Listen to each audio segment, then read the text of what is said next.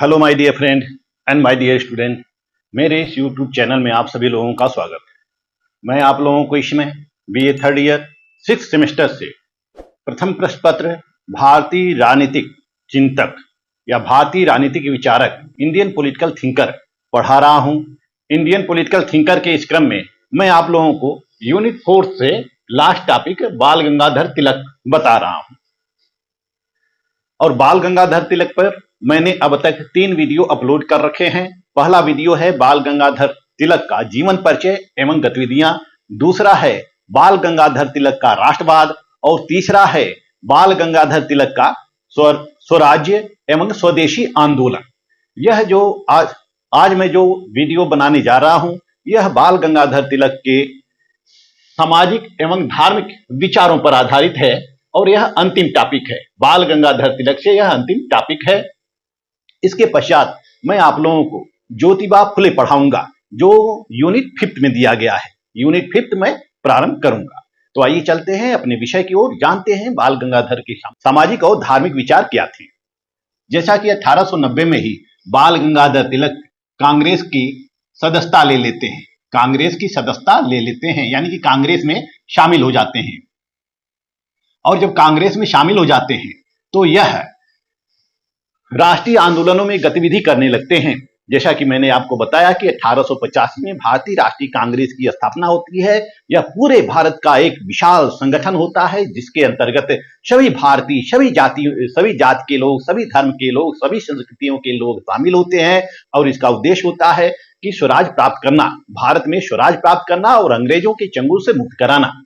जब प्रारंभ में कांग्रेस कार्य कर रही थी उस समय कांग्रेस की कमान या कांग्रेस में उदारवादी राष्ट्रीय नेताओं के हाथ में था। कांग्रेस का कमान उदारवादी नेताओं के हाथ में था, जैसे गोपाल कृष्ण गोखले, दादा भाई नौरोजी, सुरेंद्रनाथ बनर्जी, बेमोश चंद्र बनर्जी, दीनसा वाचा, काशीनाथ तैलंग इत्यादि विभिन्न नेता थे जो उदारवादी प्रवृत्ति के थे। और यह इनके उद्देश्य स्वराज प्राप्त करने के इनके उद्देश्य अलग थे, यानी कि यह संवैधानिक साधनों से स्वराज प्राप्त करना चाहते थे। तो 1890 में जब कांग्रेस में शामिल हो जाते हैं तो तिलक भी कांग्रेस में विभिन्न प्रकार की गतिविधियों में भाग लेने लगते हैं, विभिन्न आंदोलनों में भाग लेने लगते हैं। लेकिन तिलक 1905 तक आते आते यह देख चुके थे कि जो 20 वर्षों में कांग्रेस कार्य कर रही है वह निराशाजनक है। और कांग्रेस की इस कार्यशैली को बाल गंगाधर तिलक ने राजनीतिक भिक्षावृत्ति का नाम दिया। वहीं 1905 में बंगाल का विभाजन हो जाता है। और जब बंगाल का विभाजन हो जाता है तो जो कुछ उदारवादी नेता हैं वह उग्रवादी नेताओं के रूप में परिणित हो जाते हैं। जैसे कि बाल गंगाधर तिलक यह अब उग्रवादी रुख अख्तियार करने लगते हैं। यह कहते हैं कि हमें स्वराज किसी भी कीमत पर चाहिए और औपनिवेशिक स्वराज हमें बर्दाश्त नहीं है, हमें पूर्ण स्वराज चाहिए। इसके लिए यह विभिन्न प्रकार के आंदोलन चलाते हैं, जैसे कि स्वराज आंदोलन या स्वराज आंदोलन और स्वदेशी आंदोलन चलाते हैं। फिर 1916 में होम रूल लीग आंदोलन चलाते हैं। तो बाल गंगाधर तिलक राजनीतिक गतिविधियों के साथ साथ ये सामाजिक गतिविधियों में भी हिस्सेदारी करते थे। यह केवल राजनीतिक क्षेत्रों में सुधार नहीं चाहते थे, यह सामाजिक क्षेत्रों में भी सुधार चाहते थे। इनका कहना था कि जब तक सामाजिक बुराइयों को दूर नहीं किया जाएगा तब तक लोगों के मन में राष्ट्रीयता का संचार नहीं होगा। यानी कि समाज में जितनी भी बुराइयां हैं उन बुराइयों को पहले दूर किया जाना चाहिए, उसके पश्चात लोगों के मन में राष्ट्रीयता की भावना स्वयं जागृत हो जाएगी।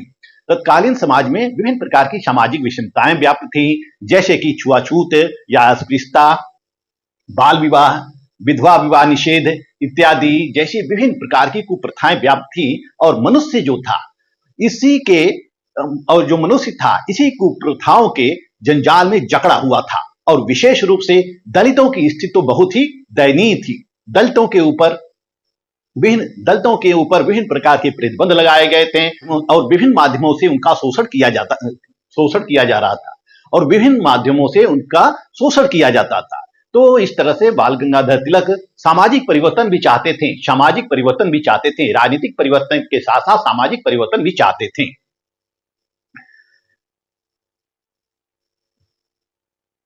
और उनका यह कहना था कि सामाजिक बुराइयों को तभी दूर किया जाएगा जब राजनीतिक सत्ता हमारे हाथ में होगी।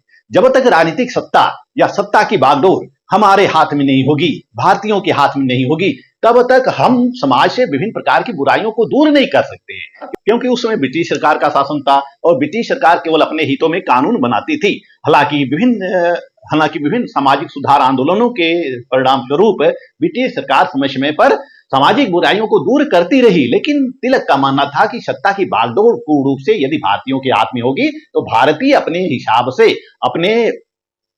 अपने हिसाब से विभिन्न प्रकार की सामाजिक बुराइयों को दूर कर देंगे, विभिन्न कुप्रथाओं को दूर कर देंगे।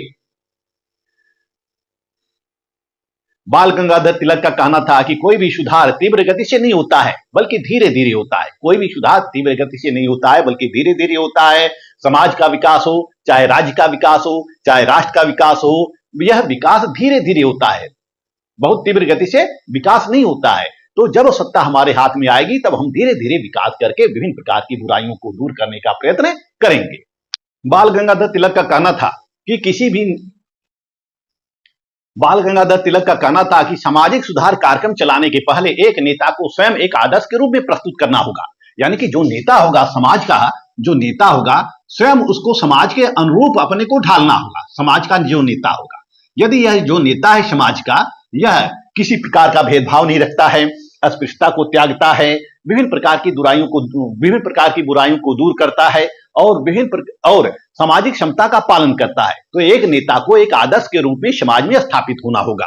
और जब एक नेता समाज के समक्ष आदर्श के रूप में स्थापित हो जाएगा तो सभी लोग उस नेता का अनुसरण करेंगे, सभी लोग उस लीडर का अनुसरण करेंगे और विभिन्न प्रकार की सामाजिक बुराइयों को दूर करने का प्रयत्न करेंगे। परंतु बाल गंगाधर तिलक का कहना था कि वर्तमान में हमें सामाजिक सुधार कार्यक्रमों को छोड़कर अपनी सर्वस्व शक्ति राजनीतिक सत्ता प्राप्त करने में लगा देना चाहिए। सर्वस्व शक्ति राजनीतिक सत्ता प्राप्त करने में लगा देना चाहिए। यदि एक बार हमें राजनीतिक सत्ता मिल गई तो सामाजिक सुधार कार्यक्रम को आसानी से चलाया जा सकेगा और इसके लिए भारतीय परिस्थितियों के अनुसार कोई भी कार्यक्रम किया जा सकता है, किसी भी व्यवस्था को हम लागू कर सकते हैं। तो तिलक सामाजिक सुधारों और राजनीतिक सुधारों को यह साथ साथ नहीं चलाना चाहते थे। तिलक सामाजिक सुधार प्लस राजनीतिक सुधार, तिलक सामाजिक सुधारों और राजनीतिक सुधारों को साथ साथ नहीं मिलाना चाहते थे। उनका मानना था कि यदि कोई व्यक्ति दोनों सुधारों को साथ साथ लेकर चलेगा तो अपने मार्ग से भटक जाएगा। एक ही आदमी सामाजिक सुधार भी करे और वही राजनीतिक सुधार करे तो वह दोनों में से कोई भी काम अच्छी तरह से नहीं कर पाएगा, सर्वोत्तम तरीके से नहीं कर पाएगा। एक कार्य करेगा तो एक कार्य छूटेगा। तो इसके लिए तिलक का कहना था कि यह दोनों जो सामाजिक सुधार है और राजनीतिक सुधार है, अलग अलग व्यक्तियों के द्वारा होना चाहिए। उन्होंने यह कहा था कि यदि मैं अपनी सर्वस्व शक्ति राजनीतिक सुधारों में लगा दूं या राजनीतिक सत्ता प्राप्त करने में लगा दूं या राष्ट्रीय स्वराज प्राप्त करने में लगा दूं, तो अन्य व्यक्तियों को चाहिए कि अपनी सारी शक्ति दलित उत्थान में लगा दे, सामाजिक सुधार में लगा दे। तो इस तरह से वह चाहते थे कि सामाजिक सुधार और राजनीतिक सुधार दोनों अलग अलग व्यक्तियों के द्वारा संचालित किया जाना चाहिए। एक ही व्यक्ति दोनों कार्यों को अच्छी तरह से संपादित नहीं कर सकता है। तो इस तरह से उनका कहना था कि जब दोनों कार्यक्रम साथ साथ होंगे, राजनीतिक सुधार और सामाजिक सुधार साथ साथ होंगे, तो इससे हमारे देश की प्रगति होती रहेगी और विभिन्न कार्यों में प्रगति होती रहेगी। तिलक के द्वारा सामाजिक सुधार के क्षेत्र में कई कार्यक्रम प्रस्तुत किए गए, जैसे कि 1890 में उन्होंने एक प्रस्ताव पारित किया था कांग्रेस के समक्ष। यह प्रस्ताव विलय समाज सेवक बैरम जी मालाबारी के द्वारा तैयार किया गया था। विलय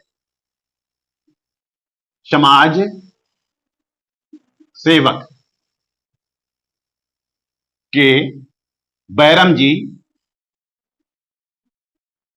मालाबारी के द्वारा तैयार किया था। यह प्रस्ताव था, सामाजिक सुधार का प्रस्ताव था। इस सामाजिक सुधार में क्या था? इस सामाजिक सुधार में पहला था कि लड़कियों की आयु, विवाह करने की लड़कियों की आयु कितनी होनी चाहिए? 16 वर्ष होना चाहिए और पुरुषों की आयु 20 वर्ष होना चाहिए।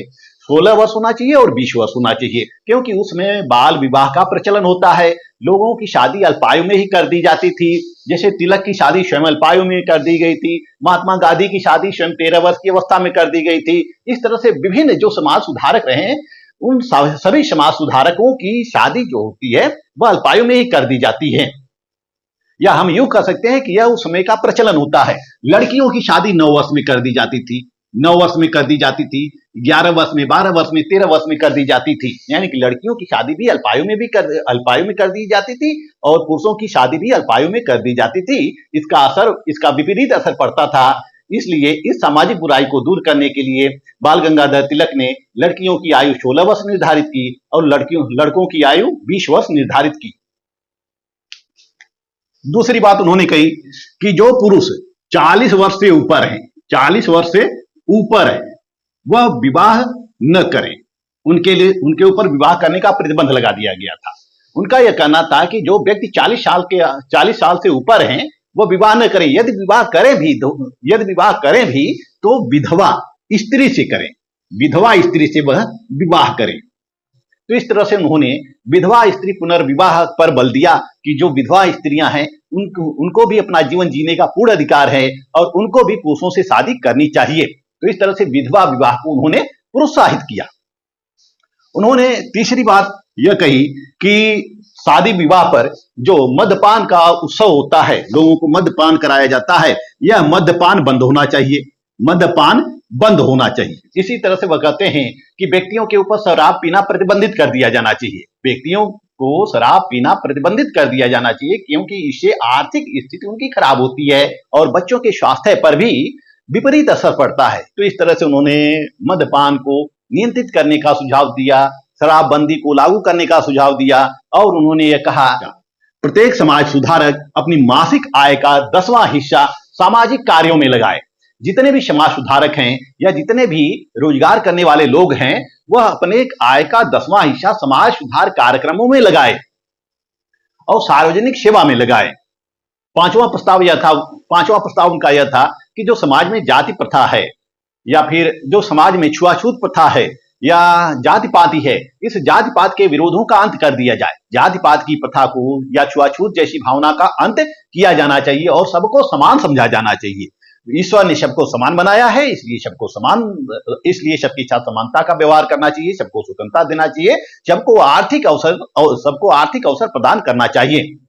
इसी तरह से बाल गंगाधर तिलक ने कहा कि सभी व्यक्तियों को गरिमा प्राप्त करने का, सम्मान प्राप्त करने का अधिकार है, इसलिए प्रत्येक व्यक्ति की गरिमा, उसकी स्वतंत्रता और उसके सम्मान को सुरक्षित रखा जाए। हर व्यक्ति का सम्मान किया जाए, चाहे वह किसी जाति का हो, किसी वर्ग का हो, हर व्यक्ति का सम्मान किया जाए। इस तरह से हम देखते हैं कि तिलक के द्वारा विभिन्न सामाजिक सुधार कार्यक्रम की योजना तैयार की जाती है और इसके लिए लोगों को प्रोत्साहित किया जाता है। लोगों को, समाज के सभी सदस्यों को समान रूप से समझने के लिए प्रोत्साहित किया जाता है और जितनी समाज की बुराइयां होती, सामाजिक जितनी भी बुराइयां होती, जितनी विषमता होती है, उन सभी विषमताओं को और बुराइयों को दूर करने का प्रयास किया जाता है। तिलक के द्वारा पाश्चात्यकरण का विरोध किया गया, पाश्चात्यकरण का विरोध किया गया या पाश्चात्य शिक्षा का विरोध किया गया। पाश्चात्यकरण है ब्रिटिश सरकार का प्रभाव। जो ब्रिटिश सरकार के प्रभाव से जो ब्रिटिश सरकार के स्कूल कॉलेज होते हैं, उसमें पाश्चात्य शिक्षा दी जाती थी, पाश्चात्य संस्कृतियों की शिक्षा दी जाती थी। तिलक का कहना था कि इससे हमारी भारतीय संस्कृति प्रभावित हो रही है, भारतीय सभ्यता प्रभावित हो रही है और इसके लिए उन्होंने राष्ट्रीय स्कूल कॉलेज खोलने का सुझाव दिया। उस राष्ट्रीय स्कूल कॉलेजों में भारतीय संस्कृति, भारतीय धर्म, भारतीय सभ्यता की शिक्षा देने की वकालत उन्होंने की थी। तो इस तरह देखते हैं कि तिलक राजनीतिक आंदोलनों के साथ साथ सामाजिक आंदोलन भी चलाते हैं। जैसे हम उदाहरण दे सकते हैं कि उन्होंने गणेश उत्सव प्रारंभ किया, गणेश उत्सव प्रारंभ किया 1893 में। इसका उद्देश्य था कि समाज के सभी जातियों को, सभी वर्गों को एक साथ लाना, छुआछूत जैसी दुर्भावना का अंत करना, असमानता का अंत करना और गणेश उत्सव में सभी जातियों के लोग भाग लें, सभी जातियों के लोग भाग लें। और दूसरा, उन्होंने शिवाजी उत्सव प्रारंभ किया, शिवाजी जयंती मनानी प्रारंभ कर दी। कब शिवाजी जयंती कब प्रारंभ कर दी? 1895 में। 1895 में 1895 में शिवाजी जयंती मनानी प्रारंभ कर दी। इसका उद्देश्य था कि सामाजिक असमता को दूर करना और राष्ट्रीय चेतना को जागृत करने के लिए सभी समूहों को, सभी जातियों को एक साथ लाना। यद्यपि बाल गंगाधर तिलक अपने विचारों में, अपने कार्यों में रूढ़िवादी थे, परंपरावादी थे, फिर भी राष्ट्रीय चेतना को जागृत करने के लिए और स्वराज प्राप्त करने के लिए वो समाज के सभी वर्गों से सहयोग चाहते थे। आइए अब देखते हैं तिलक के धार्मिक विचार, धर्म के बारे में इनका विचार क्या है। क्योंकि बाल गंगाधर तिलक एक ब्राह्मण परिवार में पैदा हुए थे, इसलिए उनके ऊपर धर्म का प्रभाव पड़ना स्वाभाविक था। हिंदू संस्कृति का प्रभाव पड़ना स्वाभाविक था। भारतीय सभ्यता का प्रभाव पड़ना स्वाभाविक था। बाल गंगाधर तिलक हिंदू धर्म को सर्वश्रेष्ठ मानते थे, लेकिन वह किसी भी धर्म का विरोध नहीं करते थे, किसी अन्य धर्म का विरोध नहीं करते थे। वह हिंदू धर्म को सर्वश्रेष्ठ मानते थे। हिंदू धर्म, हिंदू धर्म, या इसको हम सनातन संस्कृति कह सकते हैं। सनातन धर्म, ये हमारा पुराना धर्म है, सनातन धर्म। तो वह हिंदू धर्म को सर्वश्रेष्ठ मानते थे, वह किसी भी धर्म का विरोध नहीं करते थे। वह हिंदू मुस्लिम एकता के समर्थक थे। वह हिंदू मुस्लिम एकता के समर्थक थे और इसी हिंदू मुस्लिम एकता की भावना के कारण बाल गंगाधर तिलक की मोहम्मद अली जिन्ना से दोस्ती हो जाती है। मोहम्मद अली जिन्ना से दोस्ती हो जाती है। जिन्ना इनके परम मित्र होते हैं और जिन्ना अब तिलक को बचाने के लिए 2 बार मुकदमा लड़ते हैं। एक मुकदमा लड़ते हैं 1908 में, जब इनके ऊपर राष्ट्रद्रोह का केस लगाया गया था। दूसरा लड़ते हैं जब बाहर आते हैं 1916 में, फिर इनके ऊपर मुकदमा चलाया जाता है और इस बार 1916 में ये आरोपों से बरी हो जाते हैं, लेकिन 1908 में जो मुकदमा चलाया जाता है उस मुकदमे में इनको सजा हो जाती है। और 1916 का जो लखनऊ पैक्ट होता है, 1916 का लखनऊ पैक्ट, 1916 का जो लखनऊ पैक्ट होता है, तिलक के प्रभाव से ही संभव हो पाता है। यह तिलक और जिन्ना के बीच होता है। इसका उद्देश्य होता है हिंदू मुस्लिम एकता। तो इस तरह से बाल गंगाधर तिलक के हिंदू मुस्लिम एकता के समर्थक होते हैं। उनका यह मानना है कि धर्म सबकी व्यक्तिगत चीजें हैं। धर्म, कोई व्यक्ति किसी भी धर्म को अपना ले, वह उसकी व्यक्तिगत चीजें हैं, लेकिन सामाजिक कार्यों में और राजनीतिक कार्यों में और राष्ट्रीय उत्थान के लिए सभी धर्मों को एक हो जाना चाहिए, सभी धर्मों को सहयोग करना चाहिए। जैसे सामाजिक सुधार संबंधी कार्यक्रम हो तो उसमें केवल एक धर्म का योगदान नहीं होना चाहिए, सभी लोगों को आगे आना चाहिए। गरीबों का कल्याण हो, दलितों का उत्थान हो, सभी धर्मों को आगे आना चाहिए। स्वराज प्राप्त करना हो, भारत को आजाद कराना हो, तो सभी धर्मों को साथ आकर भारत को आजाद कराना चाहिए। यह केवल एक धर्म की रिस्पांसिबिलिटी नहीं बनती है।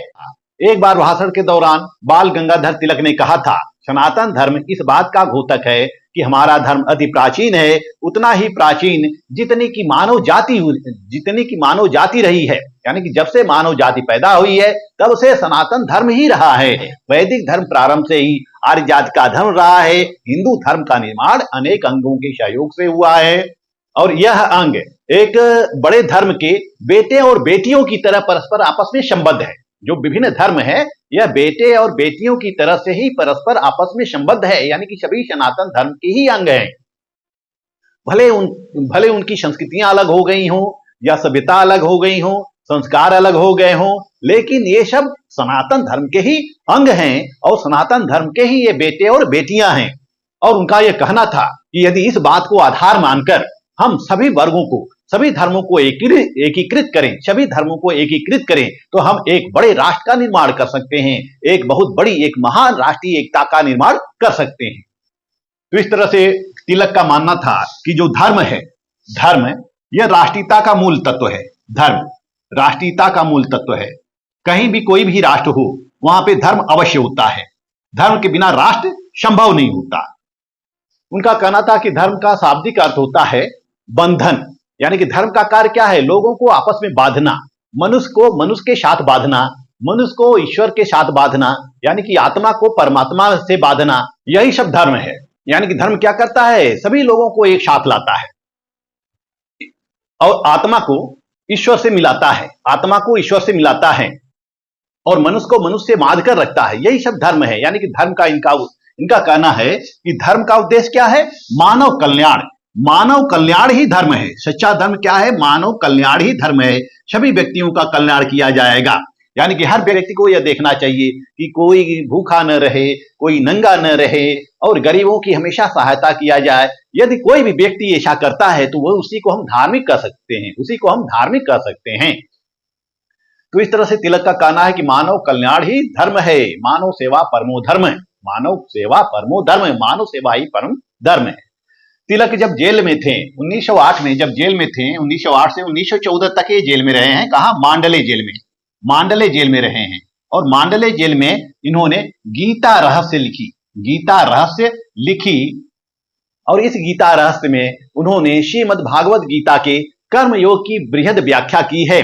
तिलक इस ग्रंथ के माध्यम से यह बताना चाहते थे, लोगों को संदेश देना चाहते थे कि गीता उन्हीं के लिए है जो कर्म करते हैं, गीता उन्हीं के लिए है जो कर्म करते हैं और यह स्वार्थी लोगों के लिए नहीं है जो केवल अपना भला चाहते हैं या केवल अपने ही हित की बात सोचते हैं। गीता उनके लिए है जो कर्म करते हैं, दूसरों की मदद करते हैं, दूसरों की सेवा करते हैं, मनुष्य का कल्याण करते हैं। गीता उन्हीं के लिए है, उन्हीं को गीता पढ़ना चाहिए, स्वार्थी लोगों को गीता नहीं पढ़ना चाहिए। गीता रहस्य में यह दार्शनिकता निहित है कि एक व्यक्ति को अपनी मुक्ति प्राप्त करने के लिए अपने कर्तव्यों का किस किस प्रकार निर्वहन करना चाहिए, कौन कौन से कर्म करने चाहिए, यानी मुक्ति कैसे हो सकती है, मुक्ति प्राप्त करने के लिए उसको क्या क्या कर्म करने चाहिए, यह सब गीता रहस्य में दिया गया है। और इस गीता रहस्य के अंतर्गत तिलक ने मनुष्यों को वास्तविक अर्थों में उसके कर्मों का बोध कराया कि मनुष्य को कौन कौन से कार्य करने चाहिए। तो इस तरह से हम देखते हैं कि तिलक हिंदू धर्म को सर्वश्रेष्ठ मानते थे और सर्वश्रेष्ठ मानने के साथ साथ वह धार्मिक एकता में भी विश्वास करते थे, विभिन्न धर्मों की एकता में भी विश्वास करते थे और वह धार्मिक एकता पर बल देते थे, हिंदू मुस्लिम की धार्मिक एकता पर बल देते थे। और यहां तक कि वह तिलक के स्कूल और कॉलेजों में भी धार्मिक शिक्षा दी जाती थी। तिलक के स्कूल कॉलेज में धार्मिक शिक्षा दी जाती थी और यह धार्मिक शिक्षा अलग अलग प्रकार से दी जाती थी। जैसे कि मुस्लिम छात्रों के लिए मुस्लिम शिक्षा दी जाती थी, हिंदू छात्रों के लिए हिंदू शिक्षा दी जाती थी। उसी स्कूल में मुस्लिम शिक्षा भी दी जाती थी और हिंदू शिक्षा भी दी जाती थी। वह हिंदू और मुस्लिम एकता के इतने समर्थक थे कि उनका कहना था कि प्रत्येक हिंदू भाई को मुस्लिमों के पर्व में शामिल होना चाहिए। जैसे कि हम देखते हैं कि ईद में लोग शामिल होते हैं और विभिन्न कार्यक्रमों में शामिल होते हैं, तो यह तिलक का कहना होता है कि प्रत्येक हिंदुओं को मुस्लिमों के प्रत्येक पर्व में शामिल होना चाहिए और मुस्लिमों को भी चाहिए कि वह हिंदुओं के पर्व में शामिल हो, मुस्लिम को भी चाहिए कि वह हिंदू के प्रत्येक पर्व में शामिल हो। इस तरह से विभिन्न सुझावों के द्वारा बाल गंगाधर तिलक ने सांप्रदायिक एकता का प्रतिपादन किया, सांप्रदायिक एकता का प्रतिपादन किया, हिंदू मुस्लिम के सहयोग पर बल दिया, आपसी सामंजस्य पर बल दिया, हिंदू मुस्लिम एकता पर उन्होंने बल दिया और ऐसे ऐसे सुझाव प्रस्तुत किए जिससे कि हिंदू मुस्लिम एकता को स्थापित किया जा सके। तो इस तरह से बाल गंगाधर तिलक धार्मिक प्रवृत्ति के होते हैं, वह हिंदू धर्म को श्रेष्ठ मानते हैं, सनातन धर्म को श्रेष्ठ मानते हैं और विभिन्न धर्म अपने धर्म को श्रेष्ठ मानते हुए भी विभिन्न धर्मों को एक सहयोगी के रूप में मानते हैं, विभिन्न धर्मों को एक सहयोगी के रूप में भी मानते हैं। उनका कहना है कि सभी धर्मों को साथ साथ रहना चाहिए, भले ही सबका धर्म अलग हो गया है, सबकी संस्कृति अलग हो गई है, लेकिन सबको साथ साथ रहना चाहिए और सामाजिक एकता, राजनीतिक एकता और धार्मिक एकता पर बल देना चाहिए। इस तरह से हम देखते हैं कि बाल गंगाधर तिलक जो 1856 में पैदा होते हैं, लेकिन 1920 में उनकी मृत्यु हो जाती है। अपने जीवन काल के दौरान उन्होंने ऐसे ऐसे कार्य किए कि जिसने की भारतीय राजनीति में महात्मा गांधी के लिए नींव तैयार किए। यानी कि स्वदेशी आंदोलन इन्होंने चलाए, विदेशी वस्तुओं का बहिष्कार संबंधी आंदोलन चलाए, विभिन्न कार्यक्रमों के द्वारा इन्होंने स्वराज प्राप्त करने का प्रयत्न किया। लेकिन भारत में महात्मा गांधी का जब पदार्पण होता है तो जब असहयोग आंदोलन प्रस्तावित किया जा रहा था उस समय तिलक भी मौजूद होते हैं, लेकिन असहयोग आंदोलन शुरू करने के पूर्व ही तिलक की मृत्यु हो जाती है। यह क्वेश्चन आता है एग्जाम में कि कौन ऐसा नेता था जिन्होंने असहयोग आंदोलन का समर्थन किया परंतु असहयोग आंदोलन में भाग नहीं ले पाया। बाल गंगाधर तिलक असहयोग आंदोलन का समर्थन करते हैं, लेकिन 1920 में जैसे ही शुरू होता है उसके पहले ही उनकी मृत्यु हो जाती है। इस वीडियो में बस इतना ही। बाल गंगाधर तिलक अब समाप्त होता है। नेक्स्ट टॉपिक आपका रहेगा ज्योतिबा फुले। मेरा वीडियो यदि आपको अच्छा लगे तो मेरे वीडियो को अधिक से अधिक शेयर, लाइक, सब्सक्राइब करते रहिए और आपके सुझाव भी आमंत्रित है। कमेंट के माध्यम से आप सुझाव भी दे सकते हैं। मिलते हैं नेक्स्ट वीडियो में, तब तक के लिए धन्यवाद।